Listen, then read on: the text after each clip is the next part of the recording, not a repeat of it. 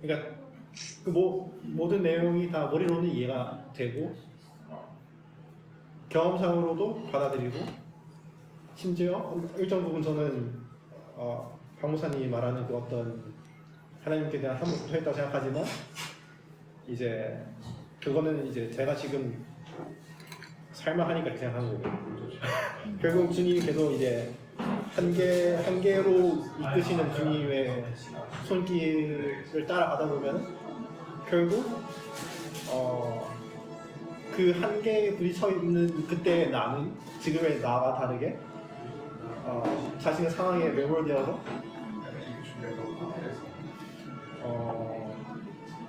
뭐라 해야 될까? 그러니까 그 상황을 하나님이 허락하실 거라는 걸 알기 때문에 그냥 그때 빡쳐서 죽어버리면 그것도 하나님이 허락하실 것 같아서 그게 좀 불안해요. 그러니까 그거에 대한 불안이 있어요. 저는 지금이야 이렇게 하고 있고 지금까지도 또 하나님의 은혜로 왔지만 굉장히 운수가 나쁘고 이제 힘든 어떤 날에 이제 마음을 굉장히 강팍하게 먹고 이런 죽어버릴 거야 죽어버리면 어떡하나. 근데 그거를 하나님이 허락하실 것 같은데 그러니까 그것도 어떤 불순종에 가둬두실 수도 있을 수도 있다 생각하는데 이런 걸 이렇게 두려워하는 게 맞는 건가? 정말 해석해서 수절 같은데 그러니까 이런 고민이 들면은 어떻게 해야 될지 모르겠어요. 그러니까 때로는 세상을 끝내고 싶다. 지금은 안 그런데 그런 순간이 언젠가 올 것 같으니까. 그런 순간이 왔을 네. 때 근데 하나님이 그러면 허용하실 것 같은데 그렇죠. 진짜 허용해버리시면 어떡하지? 그렇죠. 네. 그런 걱정이 듭니다. 네. 그리고 그때의 나의 배반은 어떻게 보면 더 지독한 배반이 아닌가. 이 모든 하나님의 열심과 은혜와 그걸 다 알면서도 얼굴에다 침을 뱉는 것 같은 행위가 아닌가.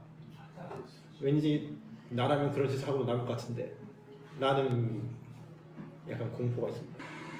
이런 고민을 하는 게 정상인가요? 아니면 제가 정신병자인가요? 이게 질문이에요. 이게 질문입니다. 야, 갑자기 비정상회담에 당신은 비정상인입니다. 투표! 일반적인 수준에서는 약간 비정상 그룹에 속하는데 그 수학 전공하는 사람들 입장에서 굉장히 정상인 거 아니에요? 근데 수학 공부하는 사람들 대부분 다 착하고 좋은 사람들이고 저 같은 사람 유나마모 있잖아 왜 그래?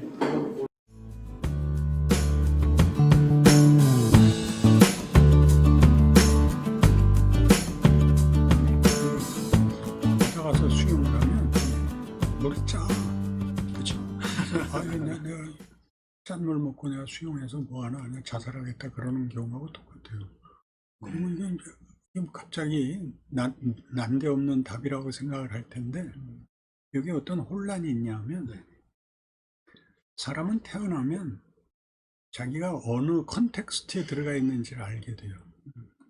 환경이라는 게 있고 역사라는 게 있는데 시간과 공간의 속에 들어오지 그걸 벗어날 수가 없으니까 내가 속한 데가 어떤 데인가 여기는 어떻게 살아야 되고 운명이 뭔가 하는 생각을 하는 것을 세계관이라고 그래요. 그럼 왜 모두가 이런 자살 충동을 느끼느냐 하면 우리 모두가 기본적으로 자연주의 세계관을 가지게 돼요.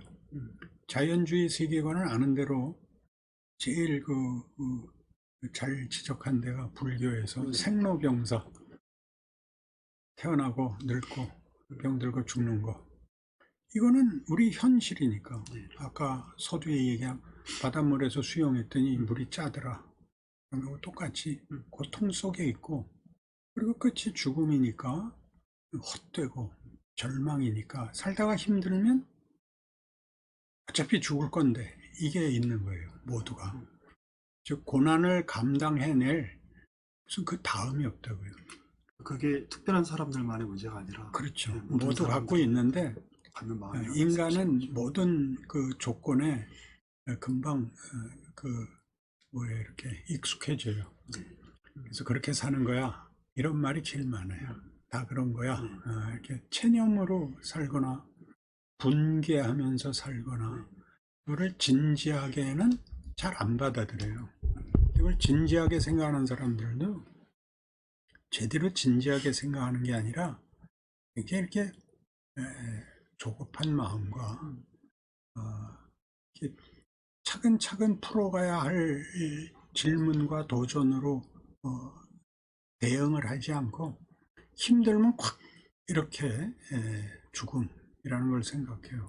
그래서 기독교 세계관을 가진다는 것은 이 자연주의 세계관과는 엄청나게 다른 거예요. 우선 모든 존재가 창조된 것이다 하는데 창조한 분이 하나님이다. 그 하나님은 창조주다 하는 것이 권력과 운명에 관한 그런 이미지보다 하나님의 작품이라면 오죽 멋있는 작품이었겠냐. 누가 뭐 지나가다가 집어던진 물건이 아니고 신이 만든 또 자기의 형상으로 만든 존재고, 그래서 우리를 시간과 공간 속에서 살게 하신다면 그가 더 좋은 목적을 갖고 있다고 우리가 기대해도 좋지 않냐. 이게 기독교예요. 성경은 창조를 얘기하고 구원을 얘기하고 영생을 얘기하는데 그럼 그 속에 왜 고난이 있냐 하는 문제가 이제 접촉점이 되는 거죠. 일반 자연주의 세계관을 저절로 가지게 되니까 자연주의 세계관 속에서는 말하자면 결국 죽어버리고 마는 거니까 사는 것을 치열하게 생존 경쟁 또 뭐라 그러죠? 단어들을 많이 잊었는데 적자생존, 적자생존 그래. 그래서 무한 경쟁. 그렇잖아요. 이렇게 치열하게 살아도 결국은 그게 그거죠. 이긴 게 아니고 진 건 두 더블로 진 거고. 그러나 우리는 소망이라는 말을 쓰니까 소망이라는 것은 굉장히 적극적인 거죠. 이 모든 어떤 부정적이고 절망적인 상황들이 결과적으로는 유익하고 승리와 성공, 감사와 찬송이라는 결과를 가질 것이다. 그게 소망이죠. 소망은 막연한 게 아니라 기독교 세계관이니까. 그 다음에 성경 내내 나오는 바와 같이 그러한 일들이 그 일을 겪는 사람들에게는 대단히 힘든 것이었고 절망스럽고 분개하는 정도까지 어려웠는데도 그것으로 하나님이 일을 하셨다. 우리 이삭이 100살에 태어났는데 가서 죽이라고 그랬다든가 요셉이 옥에 갇혀서 고생을 했다든가 하는 일들은 성경에서 다 그것이 무엇을 만들어내는 방법이었는가.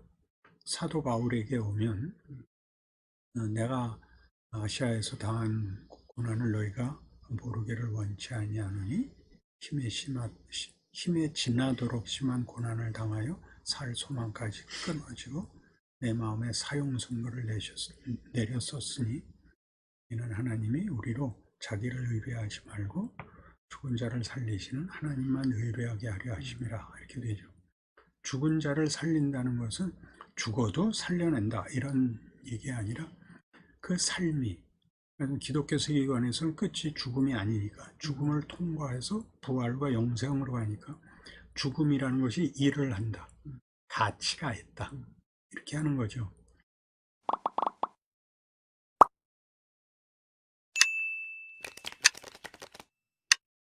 그러니까 결국은 어디서 다 맥혔냐면 우울증에 걸렸다. 나는 하는 일이 다 안 된다.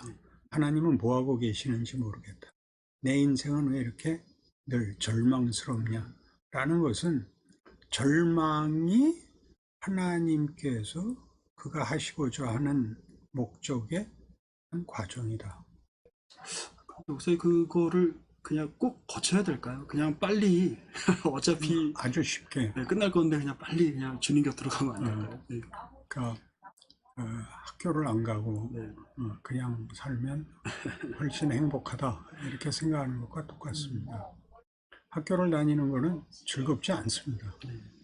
왜냐하면 우리가 더 알고 싶지 않은 것을 강제로 더 알게, 더 깊게 우리를 도전하고 심지어 강요하는 그런 자리를 만나는데, 더 재밌는 거는 공부 자체에만 그런 유익이 있는 게 아니라 네.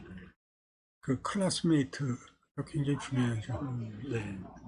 거기서 뭐 온갖 인간 사이에 일어나는 뭐 오해, 시샘, 뭐 싸움, 뭐 증오 그런 생각하고 싶지 않았던 추억들이 만들어지는데, 이게 사람을 복되게 하죠. 자살이라는 것은 그런 의미에서 이제 그러니까 세계관이 자연주의 세계관이 되면 그냥 태어나 있는 게 벌이에요. 아, 그냥 태어난 것 자체로 네, 약간 왜냐면 불교에서 말하는 거랑 네, 똑같은 왜냐하면 죽을 거니까. 네. 삶 자체가 성경은 창조를 얘기함으로써, 창조라는 한 번 존재 이렇게 우연히 혹은 뭐 누가 의도를 했으라도 한 번의 우연한 행위가 아니라, 창조라는 말은 죽음이 끝인 거와 정반대로 삶이 계속 자라고 무성해지는 거죠.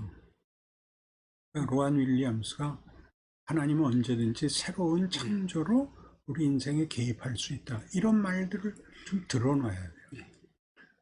내가 나한테 일어나는 일들이 로마서 8장 같이 하나님을 사랑하는 자, 곧 그 뜻대로 부르심을 입은 자들에게는 모든 것이 합력하여 선을 이루느니라, 이런 것들이 우리의 인생관이어야 돼요. 그래서 인생관이 섞여 있거든. 그러니까 죽어서 천국은 가야겠고, 현실은 어렵고 내 기대하고 다르고 해서 헤맨단 말이에요. 성경이 하고 싶은 얘기는 이런 것들이 다 나를 만드는 것이다. 그래서 우리가 예수를 잘 믿다가도